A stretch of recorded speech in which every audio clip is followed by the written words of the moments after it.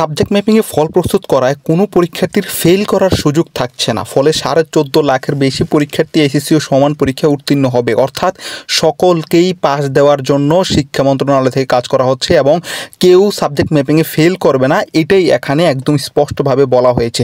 আসসালামু আলাইকুম প্রিয় এসএসসি পরীক্ষার্থীরা, কেমন আছো? আশা করি সকলে ভালো আছো। তোমাদের জন্য রয়েছে বড় একটা সুখবর।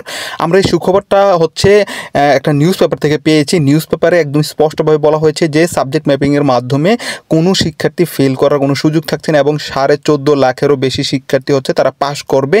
আজকের এই ভিডিওতে আমরা সেই বিষয়টা নিয়ে একদম বিস্তারিত জানবো যে আসলে কি বলছে শিক্ষা মন্ত্রণালয় থেকে এবং কোন পদ্ধতিতে আসলে তারা হচ্ছে এই যে ফলাফলটা দিচ্ছে, যার ফলে কোনো শিক্ষার্থী ফেল করবে না, সবাই পাস করবে। তো চলো কথা না বাড়িয়ে মূল ভিডিওতে যাই। তার আগে বলবো যে অবশ্যই ভিডিওতে একটা লাইক করে একটু শেয়ার করে দাও ভিডিওটা। তোমরা যদি এই পয়েন্টটার দিকে একটু দেখো, এখানে বলা হয়েছে এই প্রসঙ্গে ঢাকা শিক্ষা বোর্ডের পরীক্ষা নিয়ন্ত্রক প্রফেসর আবুল বাশার বলেন, যে প্রক্রিয়ায় ফল প্রস্তুত করা হোক না কেন পরীক্ষার্থী যেন সর্বোচ্চ সুবিধা পায় সেভাবেই সিদ্ধান্ত নেওয়া হবে। অর্থাৎ তোমাদেরকে যেভাবেই হচ্ছে মূল্যায়ন করুক না কেন, তোমরা যেন সর্বোচ্চ সুবিধাটা পাও এবং সবাই যেন পাস করতে পারো, সেইভাবেই হচ্ছে মূল্যায়নটা করা হবে।